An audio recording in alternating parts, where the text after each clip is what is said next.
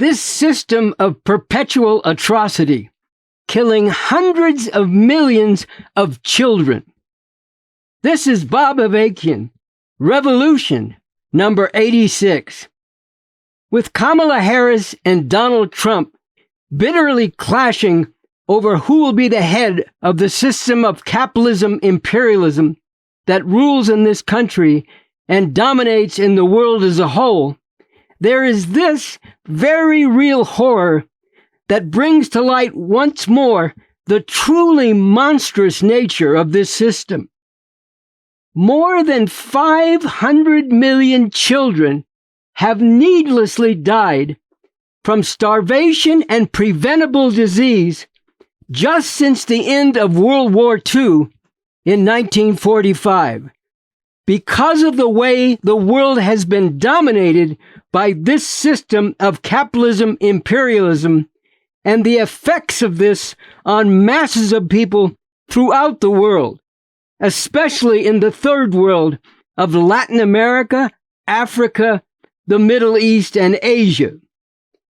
During this time, the U.S. has occupied the most powerful position within this whole monstrous system and bears the most responsibility for this truly horrific crime against humanity. This is the reality of this so-called greatest country in the world, as much as they try to keep this reality hidden from people. Take a minute to think about this. Over 500 million children, more than 500 million, dying at an early age because of this system and its domination of the world, with the U.S. the most responsible. And so many people want to get caught up in voting to decide which group of mass murderers will head up the government of this country and this American empire of mass plunder of people as well as the environment. Really? Is this a system and a world that any decent person should want to be part of or put up with in any way? No.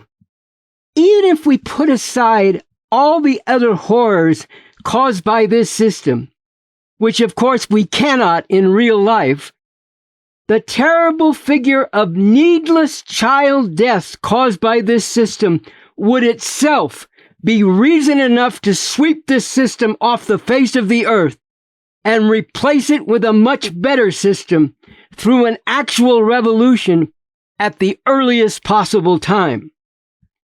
A final note on the calculation of the numbers of children killed.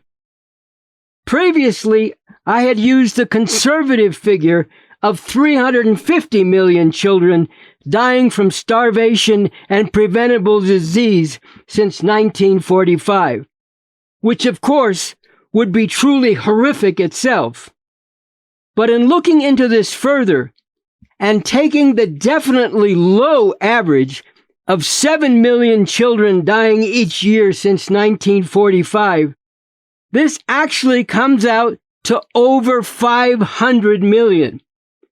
And even while, according to the World Health Organization, the number has been reduced over the last 3 decades or so, from more than 12 million children under the age of 5 dying in 1990, it is still the case that about 5 million children are needlessly dying each year now.